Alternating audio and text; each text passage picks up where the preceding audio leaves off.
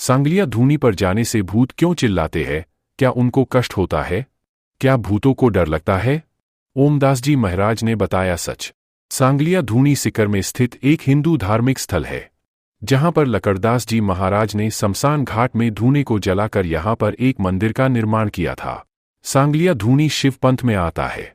इन्हें कई बार तांत्रिक के रूप में भी जाना जाता है, मगर यह एक महान संत है जो कि एक साधु के भेष में कई सिद्धियों को हासिल किए हुए है।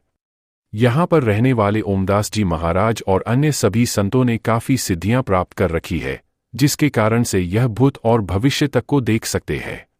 इतना ही नहीं, ओमदास जी महाराज और अन्य सभी साधुओं के पास इतनी शक्तियां हैं कि वे भूतों और प्रेतों को देख सकते हैं और उनका इलाज कर सकते हैं, उन भूतों को मानव से दूर कर सकते हैं।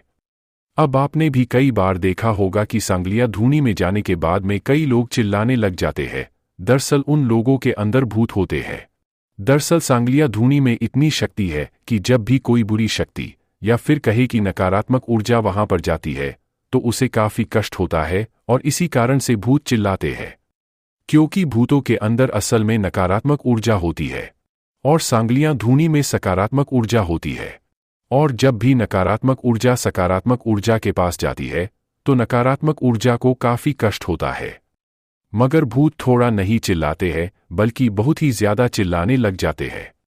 इसी बारे में एक बार ओमदास जी महाराज से इस बारे में पूछा गया तो ओमदास जी महाराज ने बताया कि जब लोग मर जाते हैं तो वे भूत बन जाते हैं, और जो लोग भूत बनते हैं उनकी गलत प्रवृत्ति होती है।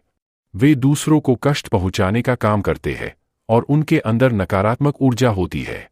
अब अगर ऐसी ऊर्जा यहाँ पर आती है तो उसे कष्ट होता है, क्योंकि सांगलिया धूनी में संत लकड़दास जी महाराज जैसे महान संतों का वास होता है, और इन महान संतों के पास इतनी शक्तियां थी कि भूत प्रेत इनके नाम से भी डर जाते थे।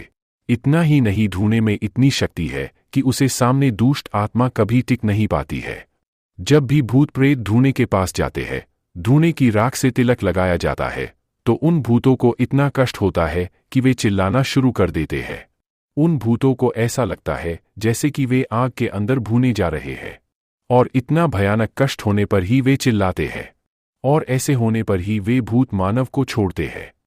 अब आप सोच रहे होंगे कि ओमदास जी महाराज ने ऐसा कब कह दिया?